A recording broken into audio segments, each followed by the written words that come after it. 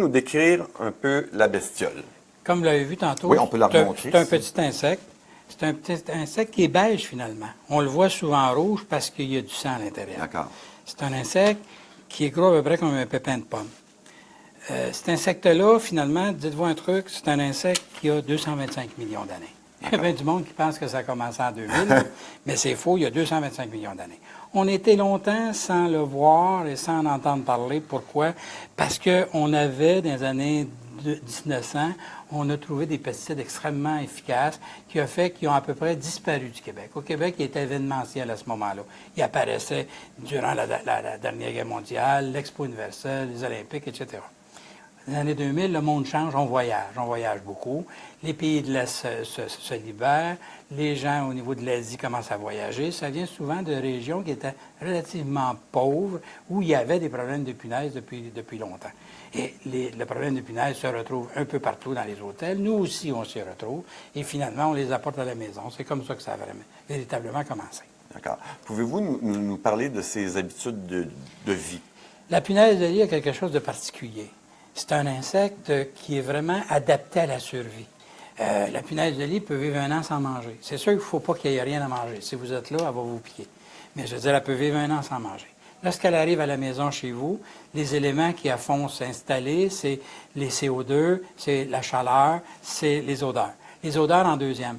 Elle va s'installer à peu près à 5 pieds du lit ou du fauteuil dans un premier temps. Pourquoi? Parce que votre chaleur va l'attirer là. Et vos odeurs vont l'attirer là. Après, la chaleur va lui dire où piquer finalement, où manger. Elle veut s'installer pas loin du repas pour que les petits, quand ils vont venir au monde, puissent manger. Sauf que après avoir mangé, et ça dure jusqu'à 15 minutes où elle s'accroche après vous, et elle le fait donc la nuit quand vous dormez. Dans le jour, vous la verrez à peu près pas bouger. Vous, quand vous bougez, vous êtes un prédateur. Quand vous arrêtez de bouger, puis vous arrivez dans votre lit ou dans votre fauteuil, vous devenez un buffet. Et c'est là que ça commence à aller mal. Après vous avoir piqué, elle va se cacher. Elle va se cacher pendant 3 à 5 jours. Elle va pondre des œufs, de 2 à 15 œufs par jour, qui, eux, vont sortir dans 12 à 20 jours. Tout ça crée la complexité d'un problème de punaise de lit. Parce que, je veux dire, il y a les punaises qui sont dans le mur, il y a ceux qui vont sortir demain, il y a ceux qui vont sortir juste dans 20 jours. Vous comprenez que les interventions deviennent complexes. Le secret, c'est d'agir rapidement quand on a un problème de punaise de lit. À ce moment-là, ils sont autour de votre lit, ils sont dans le meuble à côté, et ça s'élimine très facilement, contrairement à ce que tout le monde pense. Ça peut vivre combien de temps, une punaise? Une punaise de lit vit normalement 6 mois. Okay. Si vous l'empêchez de manger, elle n'a pas de nourriture, elle va vivre 1 an et demi puis 2 ans. C'est assez particulier. Plus vous lui faites la visure, plus elle va vivre longtemps. Parce que la nature s'est organisée pour s'assurer qu'elle va survivre et qu'elle va pouvoir se reproduire. Alors, s'il fait froid, s'il manque de nourriture, elle va vivre beaucoup plus longtemps. Fait qu'on peut dire qu'elle vit entre 6 mois et 2 ans à peu près. D'accord. Puis, parlez-nous de l'accouplement. Ça, c'est assez particulier et ça fait partie, dans le fond, c'est peut-être l'élément le plus important du problème. C'est que le mâle copule 200 fois par jour. Okay. Puis en plus, il ne va pas par les voies génitales. Il transperce l'abdomen autant du mâle que de la femelle. S'il y a une coccinelle dans le coin, tant pis pour elle. C'est un méchant salopard, finalement. Mais ce que ça produit comme phénomène, c'est que ça devient complètement invivable. À un point tel que s'il y a trop de mâles dans un espace donné, il va finir par tuer les autres individus. Face à ça, ça fait que la colonie se sépare. Et c'est là que ça va mal. Donc, quand il commence à en avoir beaucoup, vos punaises vont s'en aller dans les murs, vont s'en aller chez les voisins. Au départ, ils sont très fidèles, beaucoup plus qu'un homme d'ailleurs. Ils vont s'attaquer à une personne en particulier, et c'est cette personne-là qui vont piquer. Donc, ils ne cherchent pas à aller ailleurs. Ils commencent à vouloir aller ailleurs, 2 phénomènes, soit qu'il y a trop d'individus, donc c'est plus vivable, il faut qu'on s'en aille, ou quand on met du pesticide. À ce moment-là, on les déplace. On attend vos questions sur les punaises de lit. Alors, on est avec Harold Lévy, qui est spécialiste en gestion parasitaire. Également, pouvez-vous nous montrer là, où on les retrouve en particulier? Vous avez là... Au départ, si vous voulez vérifier s'il y en a, les endroits les plus propices, c'est vraiment le contour du matelas. Le cordon ou le bourrelet qu'il y a sur le long du matelas, vous allez voir des indices. Les indices, c'est quoi? C'est des excréments, ce que vous voyez ici. C'est ça qu'on voit le plus souvent. Souvent, les individus, vous ne les verrez pas. Non. Mais vous allez voir des excréments. Vous allez voir, attention, là, si je ne juste un, ça peut être un grain de sable. Il faut faire attention. Une façon de s'assurer que c'en est un, c'est de le mouiller avec un Q-tip. Et si on le mouille, il va redevenir rouge. Le sang va réapparaître. Mais où on a des exuvies, qui sont les peaux mortes. Ça fait comme les serpents, ça laisse sa peau morte quand ils passent d'un stade de développement à l'autre. La punaise doit absolument piquer pour pouvoir se reproduire. Ça ne pique pas, elle ne peut pas se reproduire. Donc, la majorité du temps, vous allez voir, ils sont couleur sang. C'est votre sang qui est à l'intérieur. Alors, c'est là qu'on les retrouve le plus. Après ça, ils vont se déplacer. On va les retrouver en dessous de la boîte de lit. On va les retrouver autour des pattes des meubles. On va les retrouver à l'intérieur des meubles, à l'arrière des meubles. Au départ, ils sont là. Et là, c'est relativement simple à régler. Le truc, c'est qu'il ne faut pas penser que c'est facile pareil, puis d'essayer de mettre toutes sortes de pesticides. Vous allez vous créer des problèmes incroyables. Il faut réagir rapidement. La première chose qu'il faut faire quand on a un problème de punaise, c'est essayer de comprendre pourquoi on en a. J'ai des punaises, est-ce que c'est un accident de parcours, je les ai attrapées dans le taxi en m'en venant, ou bien non, j'ai mon ami où je me tiens qui a des punaises, puis que bon, il faut peut-être faire attention quand je vais y aller, ou je ramasse des choses. Il n'y a pas pire pour avoir des punaises que de ramasser des vêtements ou des meubles seconde main. C'est un risque très élevé. Ça peut se faire pareil, sauf qu'il faut se sécuriser. Qu'est-ce que vous conseillez aux gens qui ramassent des... Bien, les vêtements seconde main, en passant, qui est peut-être un besoin essentiel pour bien des gens. Oui. La façon de faire, c'est de les emmener à la maison dans un sac de plastique et quand on arrive à la maison, les mettre à la sécheuse pendant 1 heure de temps et jeter le sac de plastique à l'extérieur. S'il vous plaît, ne jetez pas le sac de plastique dans la poubelle à côté de la laveuse. Ça serait un risque élevé. On attend toujours vos questions sur les punaises de lit. Où on peut trouver ça? Donc, on peut trouver ça dans les autobus. On peut les retrouver dans les autobus, dans les... Je peux vous dire qu'une semaine, si j'essaie de regarder à l'intérieur de la semaine qui vient de passer, ce qu'on a fait un poste de police, on a fait un hôpital, on a fait une bibliothèque, on a fait une salle d'essayage, on a fait des taxis et on a fait plein de logements, c'est bien sûr. On a fait aussi une maison de personnes âgées. Alors, ça peut se retrouver à peu près n'importe où. Finalement, au départ, c'est transporté. Si vous avez des gens qui ont des problèmes de punaise de ce niveau-là, ça, c'est regardez, c'est une base de lit, il y en a des dizaines et des dizaines de milliers. Okay. Dans sa chambre, le pauvre bonhomme, il y en avait une centaine de milliers. Vous allez dire, il n'y a pas d'allure, il y a un problème, le gars, il y a un problème. Ce qui m'amène à vous poser la question de la propreté. Est-ce que c'est associé à un manque de propreté? À ce niveau-là, oui. Parce qu'à ce niveau-là, ça veut dire que c'est vraiment un manque de rigueur qui fait que le gars s'est laissé infester et souvent, la salubrité y va aussi en même temps. Mais a priori, ça n'en est pas un. A priori, avoir des punaises, c'est un accident. Et ça, si on pouvait juste aujourd'hui faire comprendre ça aux gens, on aurait fait quelque chose d'extraordinaire. Il y a plein de gens qui ne font pas faire les traitements parce qu'ils ont honte et qui n'en parlent pas parce qu'ils ont honte et qui se retrouvent avec des problèmes monumentaux puis que dans le fond, ça aurait été simple à régler s'ils n'avaient parlé au départ. Un problème de punaise, c'est un accident de parcours. Je peux en emmener en allant à l'hôpital ou en allant n'importe où. D'accord. Ça, il faut comprendre ça. Donc, riche ou pauvre, on peut avoir des punaises. Riche ou pauvre, on peut avoir des punaises. La grande différence entre riche et pauvre, et elle est très importante, j'ai toujours dit, s'il y avait plein de punaises à Westmont, il se réglerait facilement le problème parce que tout le monde embarquerait dans la solution.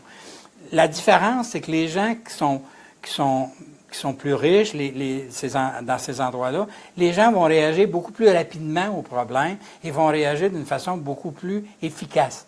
Le problème des quartiers pauvres, c'est que, première des choses, bon, les matelas, les vieux matelas sur le bord de la rue à Westmont, ils vont rester là longtemps. Bon, il y a le ramassage, il y a les vêtements seconde main, mais il y a aussi le fait que souvent les gens, ils ont peur de parler, ils ont peur de parler leur logement, ils ont peur de se faire chicaner, ils ne savent pas comment réagir au problème, ils ont honte.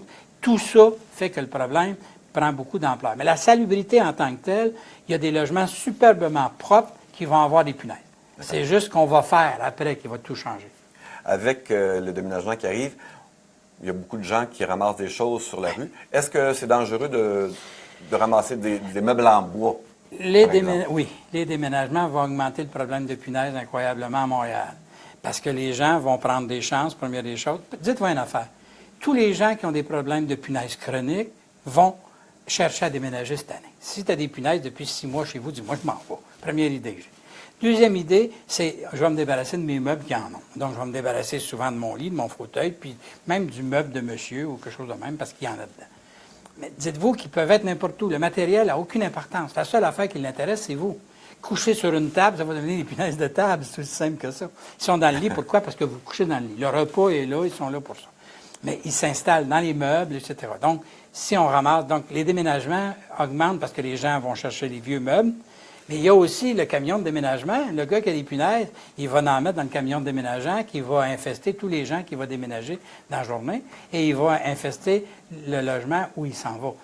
Un problème de punaise, il n'y a pas moyen de régler un problème de punaise au niveau d'une intervention si le logement n'est pas préparé adéquatement. Ça, c'est une chose extrêmement importante. Donc, les boîtes de carton, l'encombrement doit absolument être éliminé. Un logement super encombré, c'est extrêmement difficile à traiter, souvent même intraitable. Et les vêtements doivent être lavés et ça, pour nous, ça a énormément d'importance. La majorité des interventions ratées qui prennent beaucoup trop de temps, c'est des logements où on a trop attendu, donc on a compliqué les choses, ils sont dans le mur, ils ne sortent pas, etc. Si les voisins sont infectés, est-ce que ça... Si c'est dans la même maison, comme on disait tantôt, ils copulent 200 fois par jour. Donc, les individus vont, pour se défendre, déménager, s'en aller plus loin, et avec le temps, vont finir par traverser dans le logement d'à côté. Donc, vous avez des punaises aujourd'hui. Cette semaine, il n'y a à peu près aucun risque qui traverse dans le logement d'à côté. Dans 2 mois, oui. Ils vont déménager dans le logement d'à côté. Deuxième des choses, par contre, c'est que la maison d'à côté est encore moins à risque. Mais si votre enfant joue avec l'enfant du gars de la maison d'à côté, il va y en emmener. Si c'est la place où vous allez écouter le hockey, je vous recommande de vous asseoir dans la cuisine pour écouter le hockey, pas dans le salon, parce que le risque est très élevé. On commence à recevoir vos questions. Je vous invite à nous en envoyer. Une question de Steve. Est-ce que c'est vrai qu'on ne doit pas nettoyer nous-mêmes avec de l'eau de Javel lorsqu'on voit des punaises de lit? C'est parce que si on nettoie avec l'eau de Javel, tout ce qu'on va faire, c'est qu'on va les chasser. Je vous disais tantôt que les 2 éléments qui font qu'ils vont être chassés, c'est les pesticides, c'est aussi le nombre d'individus. Mais quand je parlais d'insecticides, j'aurais dû être plus clair. C'est pas juste les insecticides. Si vous peinturez, vous les chassez. Si vous mettez de l'eau de Javel, vous allez me les chasser. Si vous avez un problème de punaise, la chose à éviter, c'est d'essayer de le faire vous-même. Vous avez de la fourmi commune, vous me dites, est-ce que je peux l'essayer vous-même? Ben oui. Si vous manquez votre coup, c'est pas grave, on recommencera. Pas les punaises. Parce que si vous manquez votre coup, vous l'envoyez chez le voisin. Sans compter que vous ne savez pas si la punaise que vous venez de trouver de votre lit, elle ne vient pas du voisin. Ce qui peut être très important. Donc, quand il y a un problème de punaise dans une maison, la première chose à faire, c'est de faire le point pour savoir d'où ça vient. À Montréal, il y a un règlement municipal qui dit que le propriétaire est responsable de contracter le travail. Attention, ça ne veut pas dire que c'est lui qui est responsable de payer. C'est lui qui est obligé de s'organiser pour que ce qui doit être fait soit fait. Le locataire, il a l'obligation d'aviser son propriétaire. À un point tel que si le locataire n'avise pas son propriétaire, ça pourrait lui causer des problèmes. Parce qu'il a l'obligation d'aviser son propriétaire rapidement. D'accord. Denise Duprat qui nous demande, est-ce que le gel peut les tuer? Oui. Mais par contre, il faut faire attention. C'est un insecte, que je disais tantôt, qui s'est adapté énormément à tout ce qui a pu lui arriver. Donc, si vous prenez des vêtements puis vous les mettez, exemple, dehors à moins 10, à moins 20, à moins 20, pendant 10 heures, ils vont mourir. Mais si vous les mettez à moins 10 puis qu'il arrive que 2 heures après, c'est moins 20, vous ne les tuerez pas. Parce que l'insecte va voir venir le froid, il va réagir. Comment? Il va réagir en ralentissant son métabolisme. Et quand le moins 20 va arriver, il va être capable de vivre 3 semaines à moins 20. Tandis que si vous le mettez à moins 20, pendant 10 heures, effectivement, vous allez les tuer. D'accord. Alex Tremblay, est-ce que les machines à vapeur bouillantes peuvent les tuer? Les machines à vapeur sont un très bel outil et la machine à vapeur va tuer les punaises à tous les stades, à partir de l'œuf à aller jusqu'à l'adulte, ce qui est très intéressant. Le mauvais côté, c'est que ça ne les tuera pas tous. Ça va tuer juste ceux que ça va attraper. Donc, ça tue ceux qui sont en surface. Ceux qui sont dans la fissure, ceux qui sont en dessous du cordon, vous allez les manquer et le problème va continuer. Mario Léonard, vous allez l'aimer, c'est là. Quand un exterminateur fait 9 traitements, est-ce normal qu'une punaise ou les œufs ne meurent pas? Que l'infection continue? Après 9 traitements. On sait qu'il y a des immunisations aux pesticides qui ont été perçues. Entre autres, elles développent des enzymes qui vont manger le pesticide. Là, je vulgarise un peu, là. Mais je vous avoue honnêtement qu'ici, on a au laboratoire des examens qu'on fait et on n'en a jamais trouvé qui étaient vraiment immunisés. Le problème est le suivant. C'est que la plupart du temps, le traitement va avoir été fait dans des conditions qui ne sont pas idéales. Peut-être pas le logement de monsieur qui, lui, l'était. Peut-être le logement du gars juste à côté qui, lui, est plein de punaises et qu'on ne réussit pas à le traiter. Peut-être aussi qu'il y a quelqu'un qui ne collabore pas dans l'immeuble. Peut-être que ce qu'on ne sait pas, peut-être que ce problème-là, il y a 5 ans, Et là, c'est compliqué parce que là, ils sont dans les murs. Les punaises qui vont passer dans le pesticide, dites-vous qu'ils vont mourir. Le problème, c'est ceux qui ne passeront pas dedans. La punaise qui est dans le mur, qu'on ne réussit pas à faire sortir, c'est elle qui arrive dans 20 jours ou 30 jours ou 40 jours après, puis on dit on n'est pas capable de les tuer. Elle va mourir, elle aussi. Elle vient de sortir. Mais c'est sa copine qui n'est pas sortie qui ne mourra pas. Puis elle, je vais-tu réussir à la faire sortir rapidement? Et les seuls éléments qui compliquent la vie à un exterminateur, c'est soit des préparations inadéquates ou des problèmes qui ont énormément de temps et que les insectes sont repoussés très fortement dans les murs. Dans ces cas-là, il faut faire des trucs un peu particuliers. Enlever les corderons, percer des trous dans les murs. Je n'ai pas fait ça souvent. J'ai peut-être fait ça 3 ou 4 fois, mais il y a des coups, des cas où ça devient nécessaire. Madame Gendron, mon voisin à l'étage du haut a eu des punaises il y a quelques mois. Est-ce que je peux faire quelque chose pour prévenir une infestation? La première chose à faire, d'abord, je ne sais pas si le propriétaire a fait juste le logement là. Il aurait été prudent, du moins, de faire un traitement préventif chez elle. Le traitement préventif, ça ne voulait pas dire de traiter ses lits. Puis tout ça, moins il y a de pesticides dans votre vie, mieux c'est. Quand je parle de traitement préventif, je parle de faire une barrière chimique à la base des murs, vérifier les lits, les fauteuils, pour être sûr qu'il n'y en a pas et que vous n'en êtes peut-être pas aperçu. Puis la barrière chimique va faire que quand je vais traiter en haut, et s'il y en a qui viennent chez vous, il va y avoir quelque chose qui les attend. Ça aurait été prudent. Mais à cette heure que c'est fait, ma question est toujours la même chose, c'est est-ce que ça faisait longtemps que le gars d'en haut en avait? Si le gars d'en haut, il y en avait une ou deux qui a attrapé la semaine passée, il n'y a rien à faire. Et le problème est tout probablement réglé. Mais si il a fait venir le spécialiste en gestion parasitaire, puis ça fait déjà 3 mois qu'il l'avait, là, le risque est très élevé qu'il arrive chez vous. Si vous voulez faire quelque chose, moi, ce que je vous recommanderais, surtout si vous avez un lit à pattes, c'est d'acheter des soupapes. Il y a des soupapes qui se vendent expressément pour ça. Vous décollez votre lit de 6 pouces du mur à peu près, vous mettez les soupapes, et les soupapes ne sont pas juste pour les capturer puis les tuer, c'est sûr, bravo, mais c'est aussi pour détecter. C'est un détecteur absolument fabuleux, et vous allez vous rendre compte très rapidement, si jamais il y en a, vous allez vous en apercevoir rapidement. Moi, je ne vous recommande pas, vous, de mettre du pesticide, etc. Ça serait dangereux pour rien. Je vous rappelle qu'on attend vos questions sur les punaises de lit. Marie-Claude Lavoie, les punaises peuvent-elles être porteuses de maladies? Il n'y a pas de cas connu.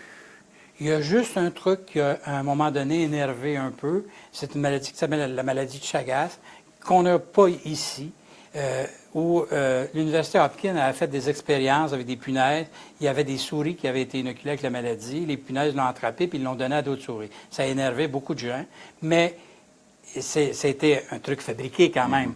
De cas réels, il n'y en a jamais eu un. Donc, jusqu'à maintenant, on doit penser que non, il n'y a pas de problème à ce niveau-là. Ça fait des problèmes cutanés assez importants des fois. Ça crée des problèmes assez importants au niveau du mental, je vous jure que c'est vrai.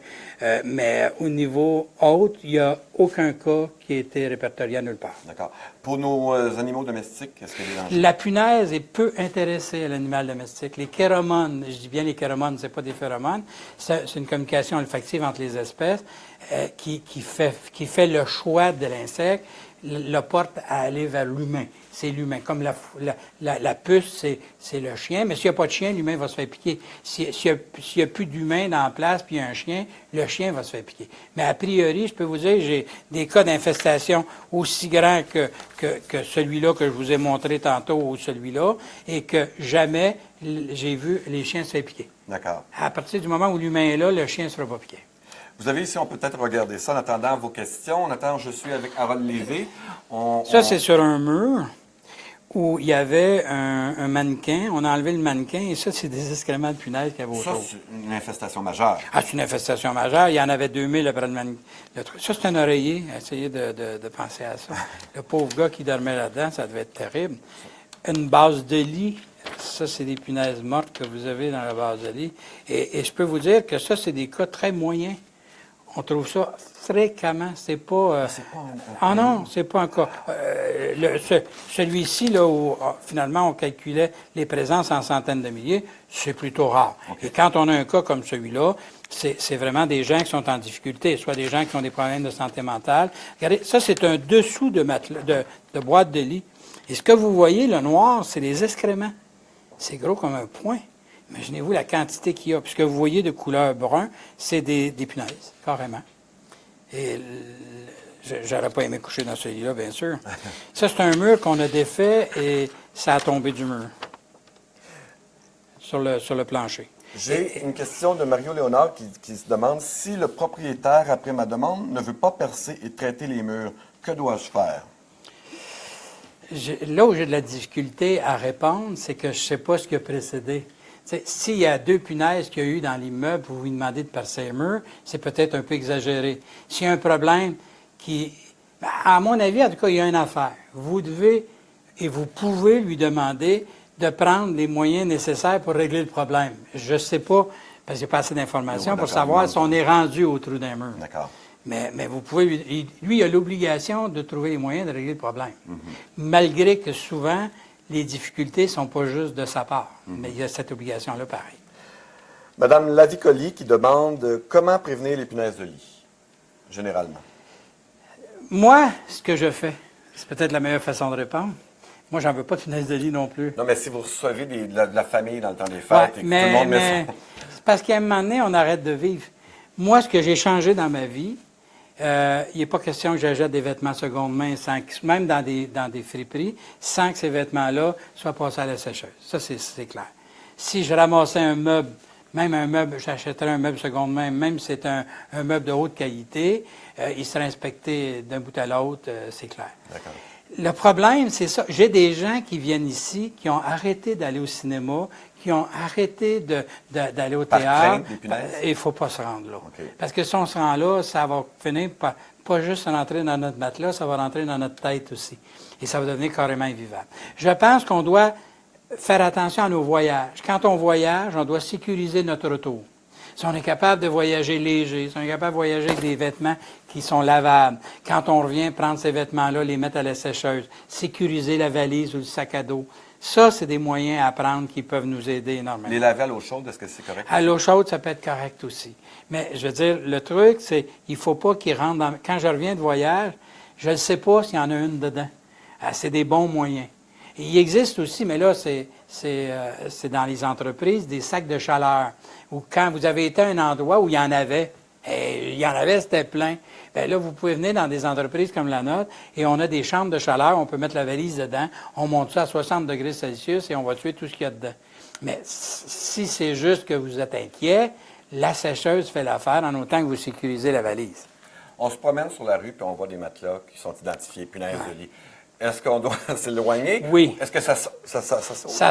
Ça saute pas, ça vole pas, et à la clarté, ça bouge peu. Sauf que j'ai fait un documentaire il n'y a pas longtemps, et finalement, un coup de vent a attrapé une punaise, un bébé punaise, qui était sur un matelas sur le bord de la rue, et le caméraman l'a eu sur lui. Ah, donc, un coup de vent pourrait faire ça. Même si c'est pas... Il était malchanceux, mon caméraman, je ne sais pas si vous voyez. Il ne faut surtout pas le ramasser. Et moi, le matelas sur le bord de la rue, ce qui me dérange, moi, quand j'étais petit gars, matelas sur le bord de la rue, je ne pouvais pas résister à ça. Ah oui. On allait sauter. On allait sauter dedans. 20 ans plus tard, on avait de la misère à résister, mais c'était pas pour la même chose. Mais à ce moment-là, on avait beaucoup de difficultés à résister à ça. Et dites-vous que les enfants qui vont aller jouer dedans, eux autres, oui, effectivement, c'est très dangereux. Et il ne faut surtout pas les ramasser. Dans les quartiers relativement pauvres, etc., un beau fauteuil sur le coin de la rue, il peut faire du chemin. Hein? Et ça, c'est extrêmement dangereux. C'est pour ça que là, on arrive dans une période de déménagement. Les risques sont très grand dû à tous ces phénomènes. D'ailleurs, vous m'avez parlé tantôt, la Ville de Montréal a un document extraordinaire sur les punaises que vous pouvez aller chercher sur Accès Montréal et qui vous explique très bien comment sécuriser vos déménagements. Parfait. Quand on déménage, si on jette des meubles, si on jette des fauteuils, s'il vous plaît, ayez la générosité de les rendre inutilisables pour pas que les gens les ramassent. Deuxième des choses, on n'en ramasse pas, bien sûr, parce que le danger, il est énorme. C'est surtout comme ça que les punaises se répandent présentement. Il faut sécuriser le camion de déménagement qu'on va faire. Ne pas avoir peur de passer une balayeuse dedans avant de partir. Ça va jusque-là. Moi, d'abord, s'il m'arrive avec un camion avec des madriers, avec 1 pouce de large entre chaque madrier, je le refuse. Je veux un camion que je suis capable de voir ce qui se passe dedans, que le nettoyage est facile. Est-ce que les déménageurs sont conscients du problème? Certains. Certains, OK. Pas tous. L'autre chose, c'est les boîtes de carton que je vais mettre dans le camion. Avec du tape, je vais bloquer toutes les ouvertures de la boîte de carton pour pas qu'ils puissent pénétrer dedans. Là, je commence à être en sécurité. Mes vêtements, je vais les mettre dans des sacs de plastique au lieu que je vais mettre dedans. Et autre chose, si je suis capable de mettre une bâche ou quelque chose pour protéger mes meubles, c'est une bonne idée. Mais si vous avez inspecté, vous avez fait tout ça, puis je vais refuser, bien sûr, les couvertes des déménageurs, parce que je ne sais pas si ça a été utilisé avant, malheureusement. Non. Mais si je fais tout ça, mon risque d'en transporter devient très, très faible. Mais il faut avoir de la rigueur. C'est ça ça devient de plus en plus compliqué, ça. M. Lévy, merci pour vos explications, vos bons conseils. Si j'ai pu aider, je suis content. Je vous invite à aimer notre page Facebook Sciences de Radio-Canada et aussi à partager cette vidéo avec vos amis qui pourraient en avoir de besoin. Bon après-midi. Merci. Plaisir.